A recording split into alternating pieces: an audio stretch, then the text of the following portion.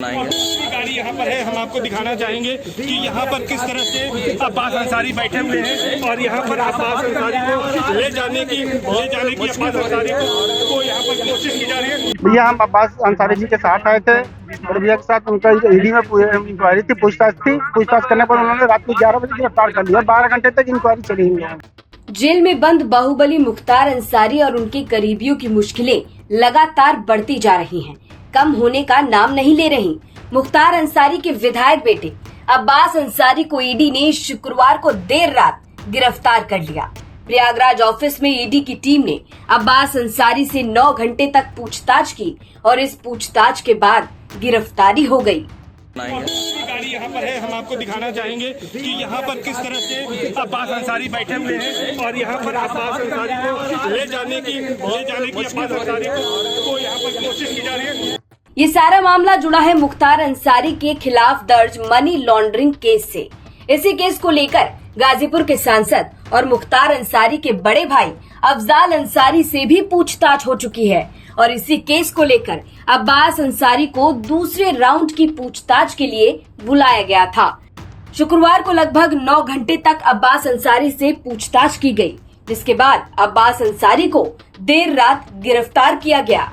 मुख्तार अंसारी के बेटे अब्बास अंसारी आए हुए थे। ईडी में पूछताछ के लिए उनको बुलाया गया था। ये दूसरी मर्तबा आए हुए थे। 2 बजे आए हुए थे। 2 बजे से 11 बजे तक पूछताछ चली। फोर्स आ गई तो फोर्स हमें खबर मिली कि फोर्स आई है, पुलिस आई हुई, क्यों आई है? तो हम पुलिस वालों से पूछने की दरियाफ्त की कि भाई क्या है। उन्होंने कुछ बताने से इनकार कर दिया कि हमें कुछ माता नहीं है। अधिकारी कोई मिला नहीं जिससे मैं बात कर सकूं। नहीं, ड्राइवर को तो पूछा, जो भी पूछा होगा हमसे, मतलब हम तो काउंसिल हैं। कदम ये होगा कि जो उनका होगा उसका उस पर हम लोग जो है गिरफ्तार करते हैं, पेश करते हैं तो हम लोग जमानत कराएंगे। ईडी ने मार्च 2021 में मुख्तार अंसारी के खिलाफ मनी लॉन्ड्रिंग का केस दर्ज किया था।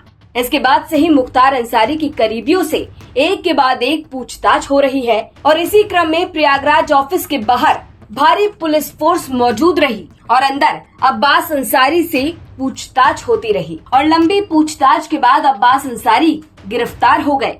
भैया हम अब्बास अंसारी जी के साथ आए थे और भैया के साथ उनका ईडी में इंक्वायरी थी, पूछताछ करने पर उन्होंने रात को 11 बजे गिरफ्तार कर लिया। 12 घंटे तक इंक्वायरी चली हुई। अब ये पता नहीं मुझे, मैं तो ढूंढूंगा ना उन्हें। आपको भी बुलाया गया था ऊपर ईडी? हाँ, मुझे भी बुलाया गया था। क्या आपके साथ कोई पूछताछ? मुझसे कोई पूछताछ नहीं, मेरे सिर्फ आईडी वेरीफाई की गई वहाँ पे।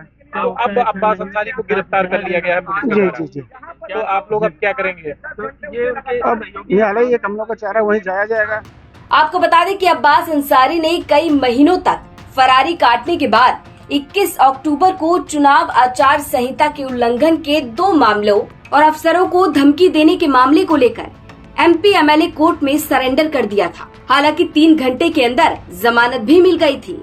अब्बास अंसारी ने सुप्रीम कोर्ट में राहत की गुहार लगाई, जिस पर लखनऊ में दर्ज अवैध असलहे के मामले में अब्बास को गिरफ्तारी से 4 हफ्ते की अंतरिम राहत भी दी गई थी। अब्बास अंसारी के खिलाफ आर्म्स एक्ट और prevention of money laundering act सहित कई मामले दर्ज हैं। अब देखना होगा कि अब्बास अंसारी की इस मामले में गिरफ्तारी के बाद आगे क्या कुछ होता है।